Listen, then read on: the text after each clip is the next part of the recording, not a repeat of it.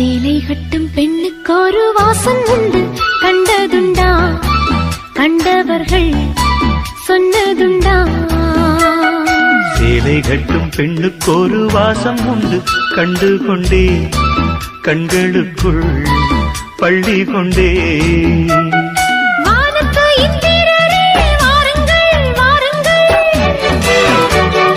பெண்ணுக்குள் என்ன இன்பம் கூறுங்கள் கூறுங்கள்.